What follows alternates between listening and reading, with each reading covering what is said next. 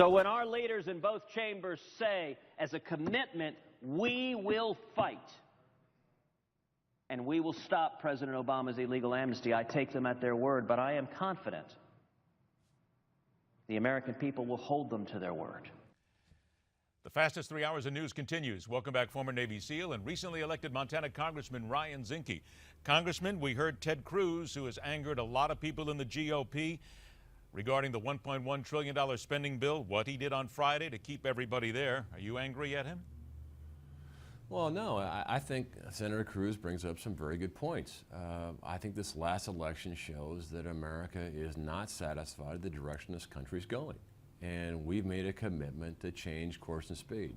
There's going to be some difficult decisions, but certainly Congress has to exercise its constitutional authority, and that's pushed back against what I think is an unlawful administration, particularly on the amnesty issue. Is he then one of the only, maybe the only Republican who is standing up? And we've had a lot of people on this show say the Republicans need to grow a spine. Is he one of the few who has one then, in your opinion? No, I think what you're going to see is the incoming Congress. I think they're weighing what's possible under just having control of one body. But certainly, this is an opportunity in the 114th Congress to show leadership, and that leadership is going to have to be exercise our congressional constitutional authority, and there's no excuses. The Speaker can't blame it on Senator Reid, who's no longer there, who has protected the president in the past. Mitch McConnell, I assume he's going to be the president of the Senate.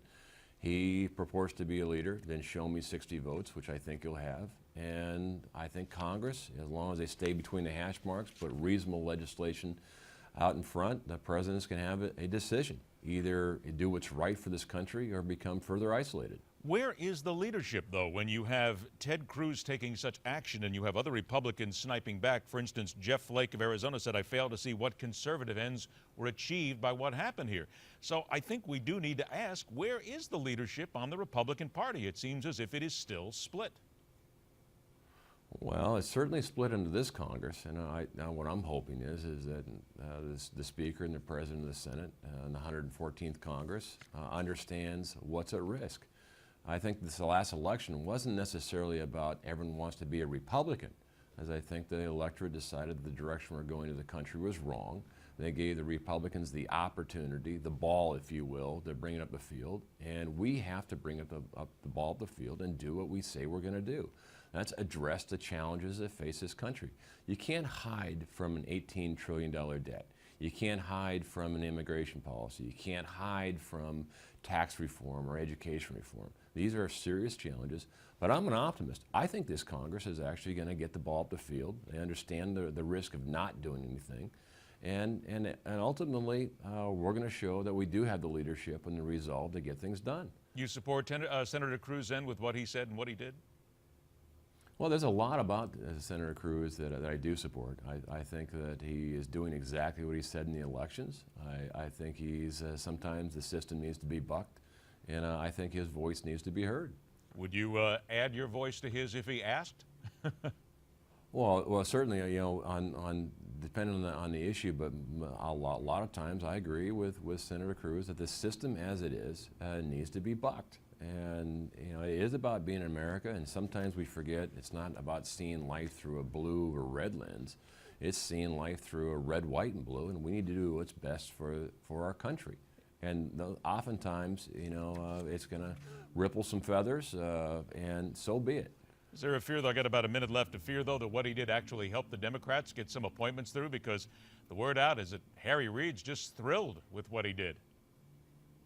Well, you can judge whether it's a plus or minus, net gain or net loss. But I think at the end of the day, his points need to be heard. Certainly, the Senate is in control of the Democrats. The 114th Congress is going to be different. I think the new president, Mitch McConnell, is going to do a good job because I think there's no hiding. Again. There is no hiding in the 114th Congress coming up. No one can blame anyone else but ourselves, and we need to show leadership, and we need to get out in front of it and show that we are going to exercise our authority, and if necessary, put the president, back off on his agenda. We wish you luck because, of course, you know what Washington is like. You know what life is like inside the Beltway, and I think we know it's going to be interesting beginning in January and see what everybody does and how it all gets done. Congressman Ryan Zinke. Well, you know, as a former SEAL, you know, I don't yield to pressure. I was going to say, if they have somebody sitting in there who's not worried about it, I would think that would be you. You're calm and collected like all the SEALs usually are. All right. Well, you never yield to pressure, only higher principle. And God bless and Merry Christmas. Congressman Ryan Zinke, thank you so much for your time. Merry Christmas to you and your family. All right, we'll take a break, and we're back with Legal Eagle Heather Hansen. And at 34 after the hour, the cost of higher education that may not be worth the ticket. It's coming up right here on MidPoint.